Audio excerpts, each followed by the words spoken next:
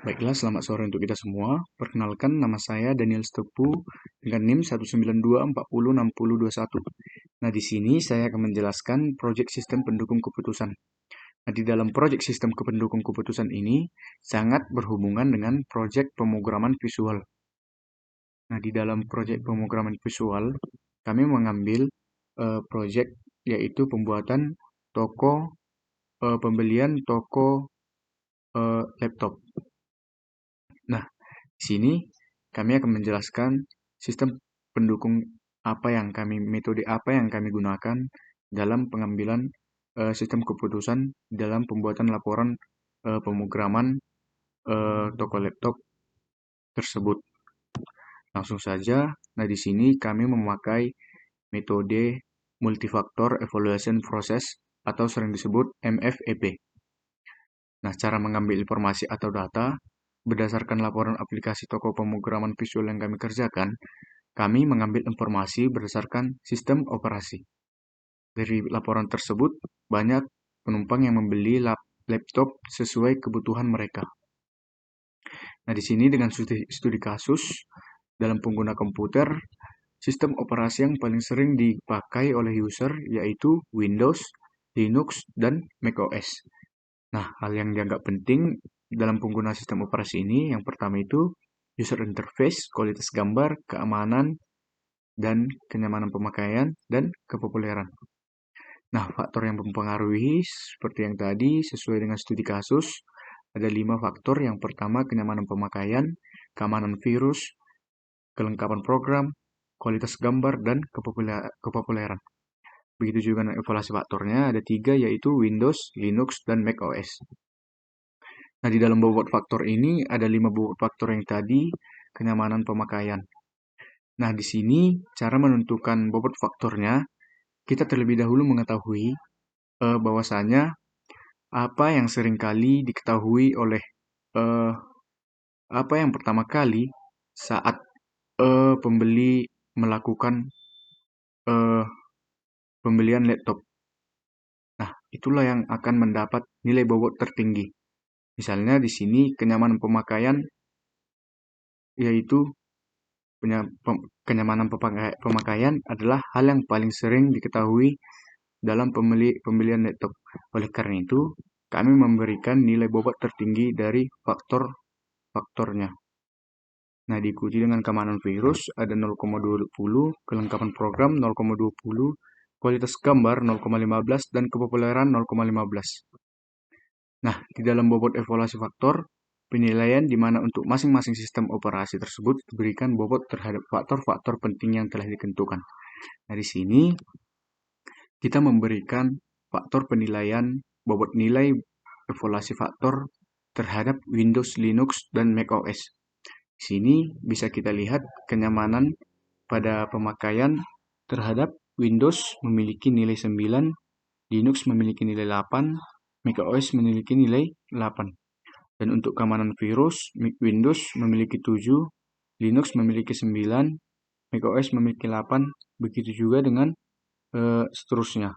Kelengkapan program, Windows memiliki 7, nilai 7, bobot nilai 7, Linux memiliki bobot nilai 8, macOS memiliki bobot nilai 7. Dan untuk kualitas gambar, Windows memiliki nilai 8, Linux memiliki nilai 8, macOS memiliki nilai 9, kepopuleran, Windows memiliki nilai 8, Linux memiliki nilai 6, dan macOS memiliki nilai 7.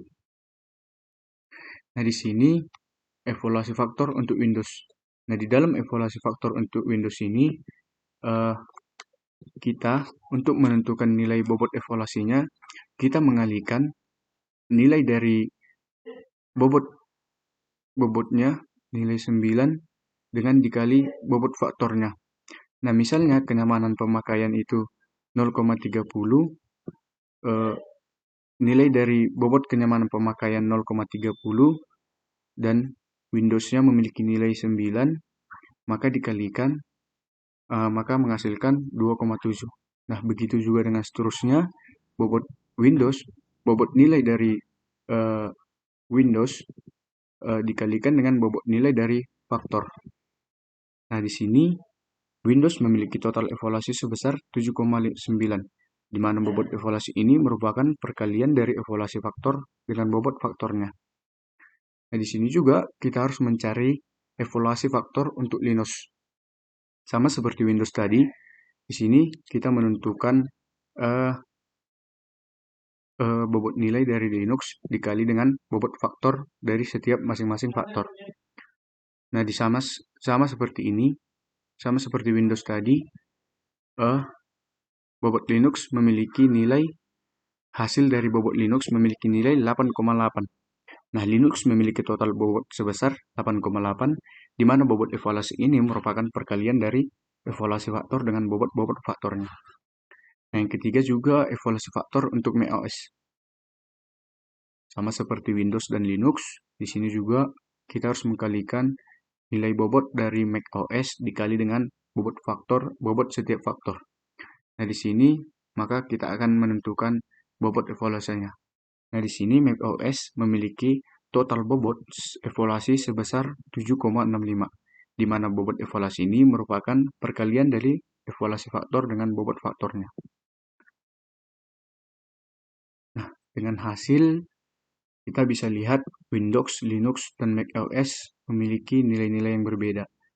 Tetapi dari hasil tersebut dapat disimpulkan bahwa Linux adalah sistem operasi yang paling terbaik. Sistem operasi yang terbaik. Karena di sini sistem operasi Linux memiliki nilai tertinggi dari sistem Windows atau sistem macOS. Nah, untuk use case diagramnya kita bisa lihat admin dapat mengelola data penjualan, admin dapat melihat data penjualan, admin juga dapat membuat laporan penjualan. Nah, di dalam admin ini mengolah data penjualan. Nah, di dalam mengolah data penjualan ini, admin juga bisa menambahkan data penjualan, admin juga bisa mengedit data penjualan, dan admin juga bisa menghapus data penjualan. Nah, untuk activity diagramnya, untuk admin membuka aplikasi toko laptop, kemudian muncul tampilan halaman aplikasi, dan kemudian memasukkan, mengedit, dan admin juga dapat memasukkan, mengedit, menghapus, dan data penjualan. Nah, di sini ketika diproses, berhasil disimpan atau dihapus, itu akan muncul nanti message box ketika kode yang diberikan di dalam pemrograman visualnya berhasil, maka dia akan muncul message box data berhasil diinput atau diedit atau dihapus. Tapi ketika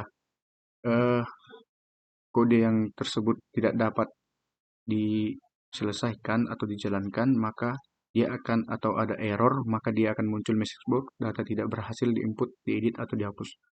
Dan setelah itu akan muncul ke tampilan halaman aplikasi. Dan di sini juga admin bisa juga menutup aplikasi tersebut. Sekian dari presentasi saya. Jika ada tutur kata yang kurang berkenan, saya minta maaf. Terima kasih. Selamat sore.